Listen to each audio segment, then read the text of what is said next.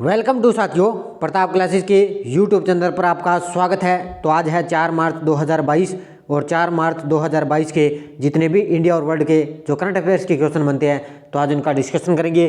पूरा वीडियो ध्यान से देखना और लास्ट में मैं आपसे क्वेश्चन पूछूंगा जिसका जवाब आपको कमेंट बॉक्स में देना होगा।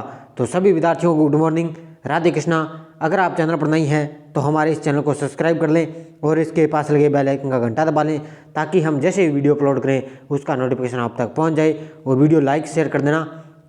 और पीडीएफ आपको इसकी टेलीग्राम पर प्रताप क्लासेस सर्च करके वहां से आप डाउनलोड कर सकते हो और इस वीडियो के डिस्क्रिप्शन में भी टेलीग्राम का लिंक है, वहां जाकर भी आप इसकी पीडीएफ डाउनलोड कर सकते हो। तो देखिए पहला क्वेश्चन बड़ा ही शानदार। हाल ही में राष्ट्रीय आईसीटी पुरस्कार 2020 और 21 किसने प्रदान किए हैं? तो अभी राष्ट्रीय आईसीटी पुरस्कार 2020 और 2021 प्रदान किए गए हैं। ये किए हैं अन्नपूर्णा देवी ने। किसने किए हैं? अन्नपूर्णा देवी के द्वारा अभी राष्ट्रीय आईसीटी पुरस्कार 2020 और 21 प्रदान किए गए हैं। मुख्य तथ्य देखो, श्रीमती अन्नपूर्णा देवी जो कि शिक्षा राज्य मंत्री है, क्या ये शिक्षा राज्य मंत्री है, ने देश भर के 49 शिक्षकों को राष्ट्रीय आईसीटी पुरस्कार प्रदान किया गया है। तो अच्छी तरह इसको पढ़ लेना। अन्नपूर्णा देवी के द्वारा भी क्या है, 49 शिक्षकों को राष्ट्रीय आईसीटी पुरस्कार प्रदान किया गया है। इस आयोजन पर अपने भाषण में उन्होंने बताया कि एनईपी 2020 शिक्षण के क्षेत्र में प्रौद्योगिकी की कुशल उपयोग पर जोर देता है और जो भाषा की बाधाओं को दूर करेगा और दिव्यांग छात्रों के लिए पहुंच में ये वृद्धि करेगा। तो इतनी बातें ज़्यादा खास नहीं है, तो ये आप पढ़ लेना। 49 शिक्षकों को राष्ट्रीय आईसीटी पुरस्कार प्रदान किए गए हैं। किसके द्वारा? अन्नपूर्णा देवी के द्वारा। अगला क्वेश्चन देखो, हाल ही में भारतीय वायुसेना ने किस राज्य में वायु शक्ति अभ्यास आयोजित करेगी? तो भारतीय वायुसेना ये करेगी राजस्थान के पोखरण जैसलमेर जिले में। तो वायु शक्ति अभ्यास आयोजित करेगी। अच्छी तरह से पढ़ लेना, राजस्थान करंट का क्वेश्चन है।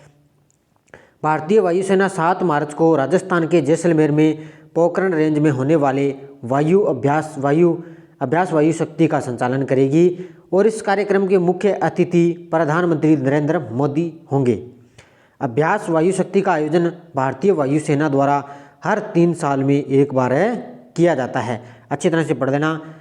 मुख्य अतिथि होंगे हमारे देश के प्रधानमंत्री मोदी जी और 3 साल में एक बार इसका आयोजन किया जाता है।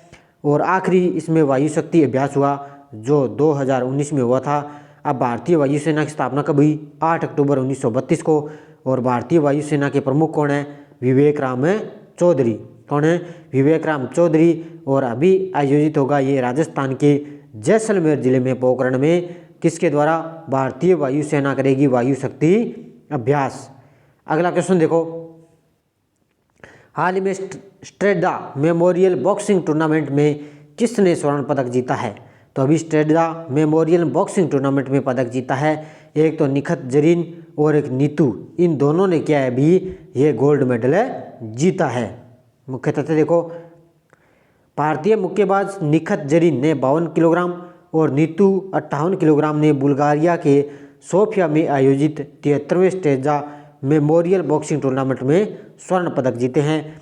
भारतीय दल ने 2 स्वर्ण और 1 कांस्य सहित 3 पदकों के साथ टूर्नामेंट में अपने अभियान को अंत किया है। तो भारतीय दल ने इसमें 3 पदक जीते हैं, 2 गोल्ड मेडल जीते हैं और 1 कांस्य पदक जीता है। और उसमें ये मुक्केबाज स्मृति है, उसमें निखत जरीन और नीतू ने गोल्ड मेडल जीता है। अगला क्वेश्चन देखो, हाल में नेक्स्ट जनरेशन GOES-T मौसम उपग्रह किसने लॉन्च किया है? तो नेक्स्ट जनरेशन GOES-T मौसम उपग्रह लॉन्च किया है नासा ने। किसने लॉन्च किया है? नासा ने यह लॉन्च किया है। अमेरिकी अंतरिक्ष एजेंसी नासा ने Cape Canaveral space force station Florida से 4 अगली पीढ़ी के मौसम उपग्रहों की एक श्रृंखला में तीसरे जियो स्टेशनरी ऑपरेशनल एनवायरमेंटल सैटेलाइट को सफलतापूर्वक परीक्षण किया है। तो इसको लॉन्च किया गया है। अब नासा के प्रशासक कौन है? Bill national. कौन है? Bill national. और नासा का मुख्यालय कहाँ पर है? वाशिंगटन DC, संयुक्त राज्य अमेरिका। और नासा की स्थापना कब हुई? 1 अक्टूबर 1958 को। कब हुई? 1 अक्टूबर 1958 को। और नासा के प्रशासक कौन है? Bill national. अगला क्वेश्चन देखो, हाल ही में किस लिमिटेड को 150 मेगावाट का सौर ऊर्जा संयंत्र स्थापित करने के लिए लेटर ऑफ अवार्ड मिला है? तो ये मिला है अडानी ग्रीन लिमिटेड को। किसको मिला है? अडानी ग्रीन लिमिटेड को अभी 150 मेगावाट का सौर ऊर्जा संयंत्र स्थापित करने के लिए लेटर ऑफ अवार्ड मिला है। तो हम देखते हैं पूरी बातें इसकी। अडानी ग्रीन एनर्जी लिमिटेड ने कहा है कि उसकी सहायक कंपनी है एक Adani renewable energy hold 15 limited ने 150 मेगावाट का सौर ऊर्जा संयंत्र बनाने के लिए लेटर ऑफ अवार्ड प्राप्त किया है। और अडानी ग्रीन जो लिमिटेड का एक भारतीय अक्षय ऊर्जा फर्म है और इसका मुख्यालय कहाँ पर है? अहमदाबाद है, गुजरात में। तो अच्छी तरह से इसको पढ़ लेना। अभी इसको लेटर ऑफ अवार्ड मिला है और इसका मुख्यालय है अहमदाबाद, गुजरात में। अगला क्वेश्चन देखो, हाल में भारत विश्व स्तर पर अरबपतियों की आबादी में कौन से स्थान पर है? भारत विश्व स्तर पर अरबपतियों की आबादी में कौन से स्थान पे है? वो है तीसरे स्थान पे। कौन से स्थान पे है? तीसरे स्थान पे। अब देखते हैं पूरी बातें। नाइट फ्रैंक के द हेल्थ रिपोर्ट, अभी ये रिपोर्ट है, ये कौन सी है? नाइट फ्रैंक के द वेल्थ रिपोर्ट 2022 के नवीनतम संस्करण के अनुसार 2021 में विश्व स्तर पर अरबपतियों की आबादी की सबसे अधिक संख्या के मामले में भारत तीसरे स्थान पे है। इस सूची में क्रमशः संयुक्त राज्य अमेरिका और चीन दोनों ही टॉप पे हैं। पहले पे है अमेरिका और 2 नंबर पे है चीन और अपना भारत है 3 नंबर पे। तो इसको अच्छी तरह से पढ़ लेना। और भारत में अगर मैं बात करूं तो बेंगलुरु सबसे अधिक अरबपतियों की वृद्धि दर्ज की है। इसके बाद 2021 में दिल्ली और मुंबई का स्थान रहा है। तो भारत तीसरे स्थान पे है और भारत में बेंगलोर सबसे वृद्धि अरबपतियों में सबसे ज़्यादा है। अगला क्वेश्चन देखो, हाल ही में विश्व वन्य जीव दिवस 2022 कब मनाया गया है? तो विश्व वन्य जीव 2022 मनाया गया है 3 मार्च को। कब मनाया गया है? 3 मार्च को विश्व वन्य जीव दिवस 2022 मनाया गया है।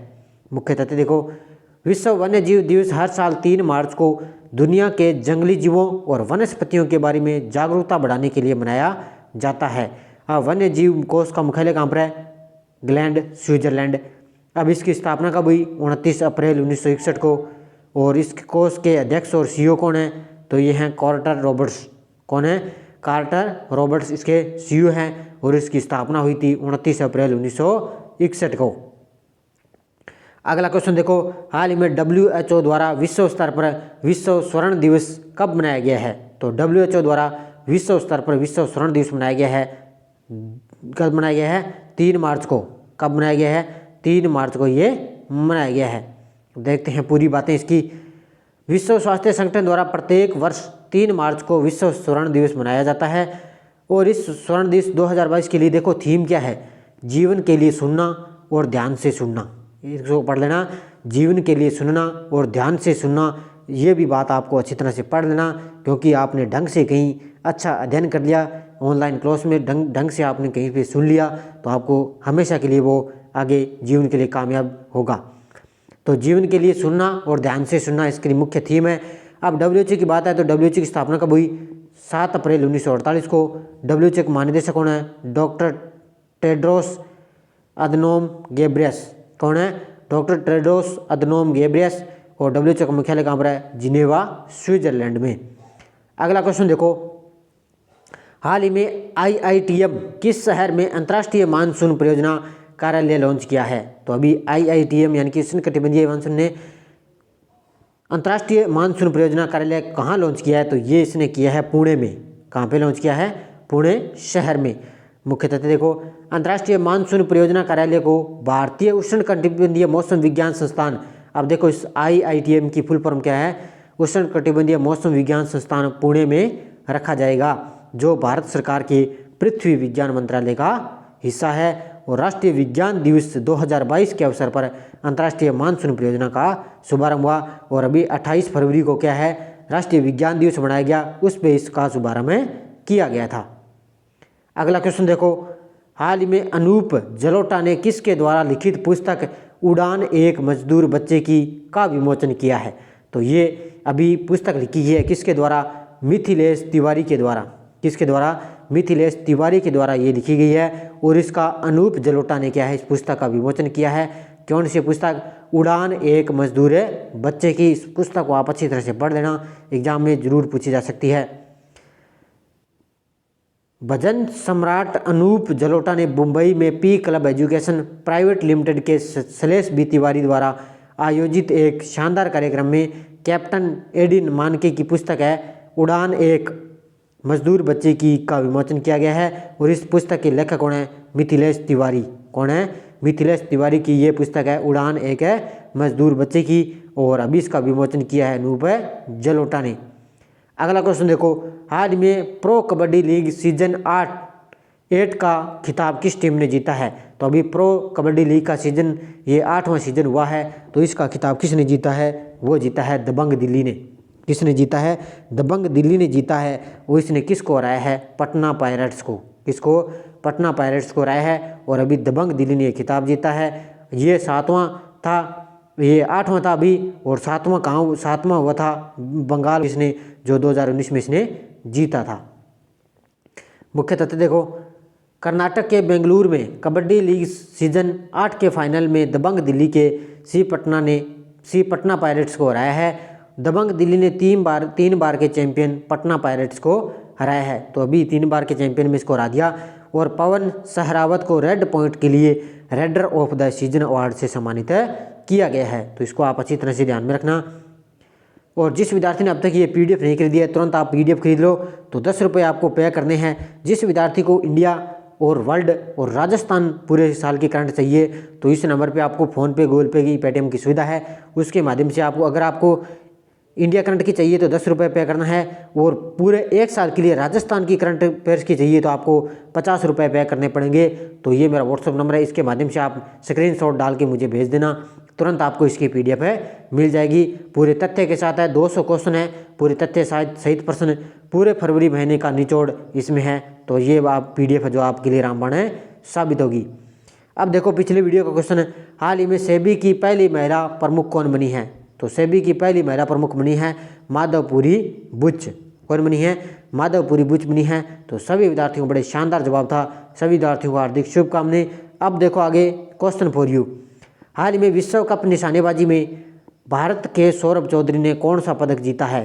तो स्वर्ण, रजत, कांस्य, इनमें से कोई नहीं। इसका जवाब आपको कमेंट बॉक्स में देना है। अब देखो हमारी यस्टरडे डोज, विजयनगर साम्राज्य की स्थापना कब हुई? अच्छी तरह से इन क्वेश्चनों को पढ़ लेना, मैं डेली आपके लिए 5 क्वेश्चन लेके आता हूँ। 1336 ईस्वी में विजयनगर साम्राज्य की स्थापना कब हुई? 1336 ईस्वी में। विजयनगर किस नदी के तट पर स्थित है? वो है तुकबंद्रा। किस नदी पे? तुकबंद्रा नदी पर। विजयनगर का प्रथम शासक कौन था जिसने पुर्तगालियों के साथ संधि की? वो था कृष्णदेवराय। कौन था? कृष्णदेवराय था प्रथम शासक, पुर्तगालियों के साथ संधि की। विजयनगर के किस शासक की उपाधि गज बेतेकर थी? तो वो थी देवराय द्वितीय की। किसकी? देवराय द्वितीय की उपाधि थी गज बेतेकर। बड़े ही शानदार क्वेश्चन है। और गोलकुंडा कहाँ स्थित है? तो गोलकुंडा है हैदराबाद में। और एक ही विद्यार्थी मुकेश कुमार जी ने बड़े तथ्य के साथ बड़े शानदार जवाब दिए हैं, तो सभी विद्यार्थियों को हार्दिक शुभकामनाएं। अब देखो हमारी नेक्स्ट डोज क्या है, भक्ति आंदोलन का प्रारंभिक प्रतिपादक कौन थे? अब ये 5 क्वेश्चन मैं लेके आया हूँ, तो 5 क्वेश्चन जो भी विद्यार्थी सेकंड ग्रेड जो हिंदी साहित्य जिसने हिंदी का सब्जेक्ट है और हिंदी साहित्य जिसने तैयार कर रखी है, तो ये क्वेश्चन अच्छी तरह से पढ़ देना, एग्जाम में पूछे जाएंगे, क्योंकि भक्ति आंदोलन है वो हिंदी साहित्य से भी संबंधित है। और पंजाब में भक्ति आंदोलन के अग्रदूत कौन थे? भक्ति आंदोलन को दक्षिण भारत से उत्तर भारत तक प्रसारित करने का श्रेय किसे दिया जाता है? भक्ति को दार्शनिक आधार प्रदान करने वाले प्रथम आचार्य कौन थे? और संत कबीर का जन्म कहाँ हुआ था? इन 5 के जवाब आपको कमेंट बॉक्स में देना है, अच्छी तरह से पढ़ लेना पूरी डिटेल के साथ 5 क्वेश्चन, चाहे विद्यार्थी को टाइम हो या ना हो, लेकिन आप देख कर भी इन 5 के जवाब दिया करो। जो भी विद्यार्थी मेरे साथ सुबह डेली आप लाइव जुड़ते हो, तो इस 5 क्वेश्चनों के जवाब आप जरूर दिया करो, मुझे भी पता चल सके कि आपने तैयारी कितनी है। तो अच्छी तरह से लगातार मेरे चैनल के साथ आप बने रहिए, और जाते जाते आप वीडियो को लाइक शेयर कर देना, और लगातार मेरे चैनल के साथ बने रहिए। और शाम 8 बजे आपको डेली करंट की रिवीजन क्लास मिलती है, तो सारे विद्यार्थी रिवीजन आपके लिए बहुत ही ज़रूरी है, क्योंकि उसके क्वेश्चन आपका एक भी बार नहीं जाएगा। जो भी वीडियो मेंस एग्जाम के लिए अभी राजस्थान पुलिस की एग्जाम डेट घोषित हो चुकी है, तो इसके लिए भी इंडिया करंट, राजस्थान का करंट आपके लिए बहुत ही महत्वपूर्ण है। तो रिवीजन क्लास इसलिए मैंने शुरू की है ताकि आपको पीछे के जो क्वेश्चन आएंगे उसमें आपको कोई भी गलत न हो। तो धन्यवाद दोस्तों, जय हिंद, जय भारत, राधे कृष्ण।